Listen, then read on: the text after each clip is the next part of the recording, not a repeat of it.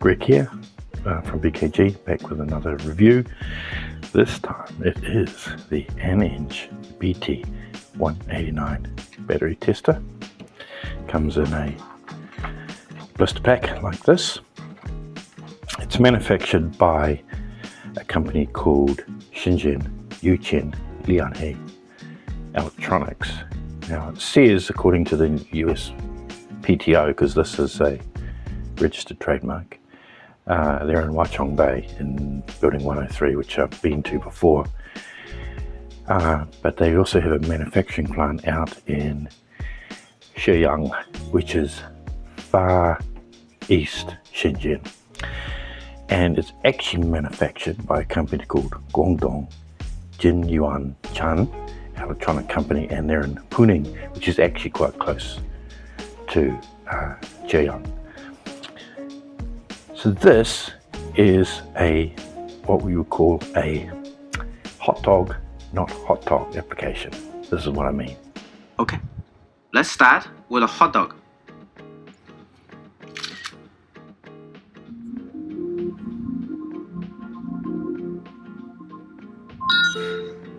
Holy shit! Yeah, it works! Hey, sir.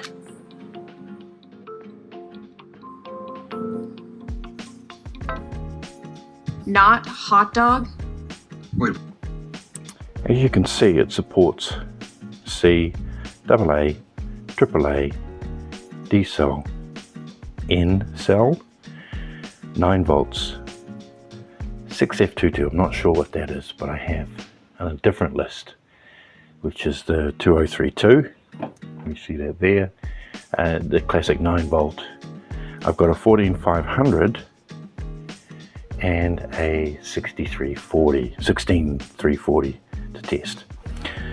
So I would ignore what it says there and concentrate on what it actually says here, including button cells. We'll get to those.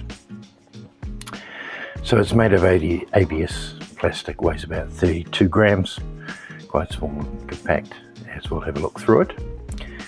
So what we're going to do to test today, we're going to use a reference as my Handtech oscilloscope, and it is accurate and up to date. It has all the latest firmware on it, and it's quite accurate.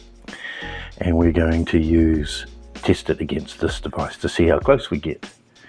But again, as I'll talk about later, it's basically to enable whether or not it's hot dog or not hot dog your battery. So to start, kick things off, let's just move this to the side. Start off with our D cell. Let's see what reading we get. 1.63. Now if you see on the top right, you can see the Handtech's running at about 161, so that's pretty good. It's C cell, this one here. I have to tilt a little bit to get C cell's a little bit harder to get it working. There we go. Oops. And we've got 140 there, about 141, 140 on my spreadsheet. That's good. AA.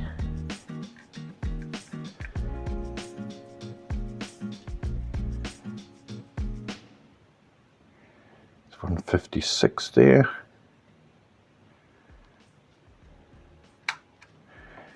And we'll go to AAA. What have we got there? AAA gives us 157. See that?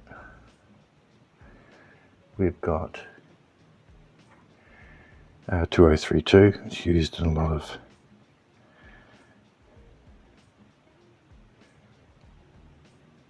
.256, 257, 256, okay, 257.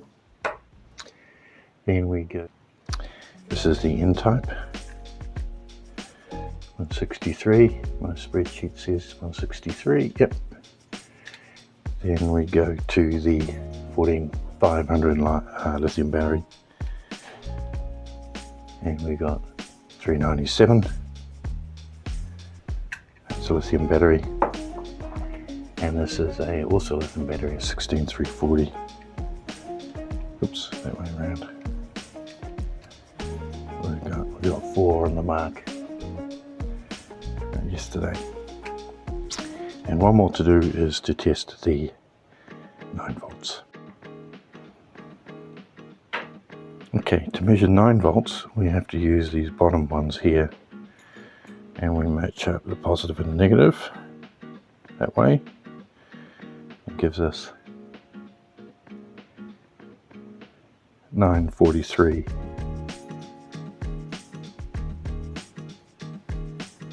On there, which is good. Now, one thing I also wanted to test is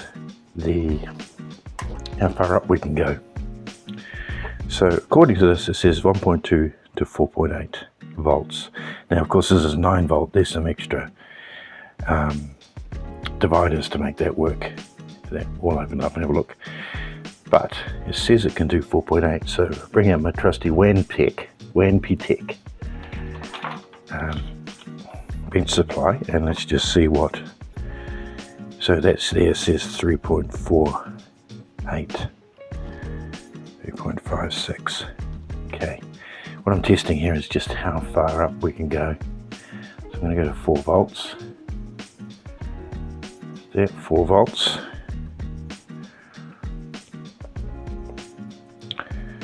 And that I might have to. There. It's a bit better, 4 volts. So. What does that give us?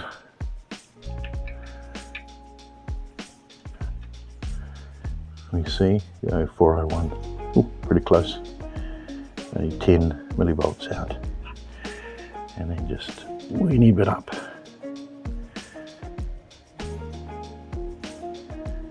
We get a 4.1. I don't think this goes to 4.8.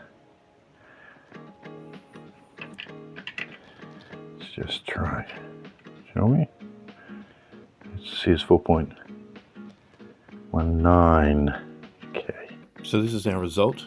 We've got an average variance of 4%.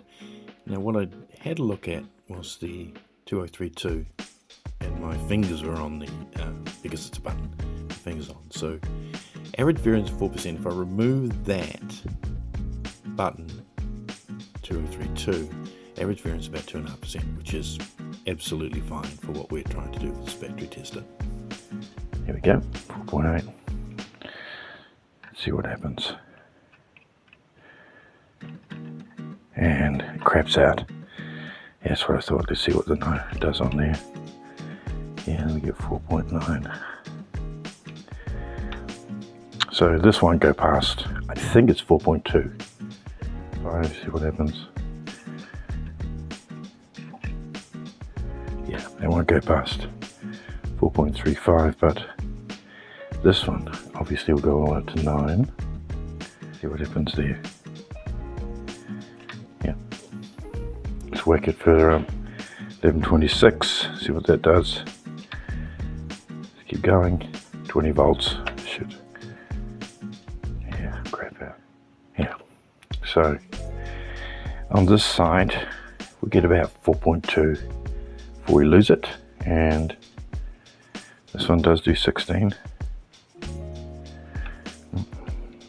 We've got 17. Still 17.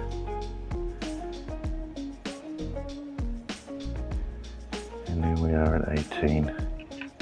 17.97. Oh, still there, still going. 8.6. I know it's here somewhere. Still going. We're at 20. And we're lost. I wonder.